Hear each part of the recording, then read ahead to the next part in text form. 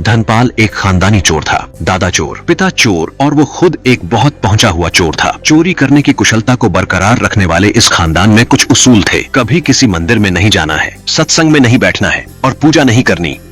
एक दिन धनपाल मंदिर के पास रहने वाले सेठ मुरलीधर के घर में चोरी करने की योजना बनाता है और रात को चोरी करने के पहले वो सेठ के घर का निरीक्षण करने निकलता है ताकि किसी को उस पर शक ना हो। वो पास वाले मंदिर में जाकर पीछे बैठ जाता है। वहाँ सत्संग चल रहा था और पंडित उस वक्त भूत और प्रेत से बचने की शिक्षा दे रहे थे। ध्यान रहे, भूतों की कभी कोई परछाई नहीं होती। जैसे ही किसी भूत का आभास हो तो मंत्रों का उच्चारण करना शुरू कर देना, तुम पर कभी कोई संकट नहीं आएगा।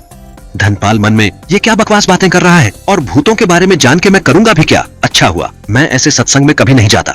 उसी रात धनपाल ने सेठ मुरलीधर के घर से खूब पैसा चुराया, लेकिन सुबह सुबह उसके घर में सिपाही पहुंच गए क्योंकि उन्हें धनपाल पे शक हुआ था। धनपाल को कारागार में डाल दिया गया। उसकी खूब पिटाई हुई, बहुत पूछताछ की कोशिश की गई, लेकिन धनपाल ने चोरी करना कबूल नहीं किया। आखिर अधिकारियों ने एक आखिरी चाल चली। उन्होंने शकचुन्नी नाम के एक भूत की अफवाह फैलाई। शकचुन्नी झूठ बोलने वालों को बहुत यातनाएं देता है और उनके जिंदा होते ही उनका खून पीता है। और फिर रात के समय एक भूत आता है धनपाल के पास, अपने आप को शकचुन्नी बताता है और धनपाल को चोरी कबूल करने के लिए बहुत डराता और धमकाता है। धनपाल, जो अब तक बिल्कुल टूट चुका था, अपनी चोरी स्वीकार करने ही वाला था कि उसे भूत की परछाई दिख जाती है और उसे याद आ जाता है कि कैसे उस साधु ने कहा था कि भूत की कभी कोई परछाई नहीं होती।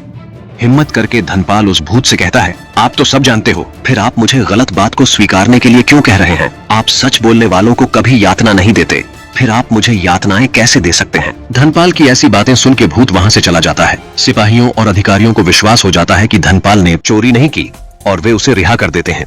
लेकिन इस घटना के बाद धनपाल का मंदिर और सत्संग में विश्वास सा हो जाता है और वो चोरी करने के बजाय मेहनत से पैसे कमाने की ठान लेता है।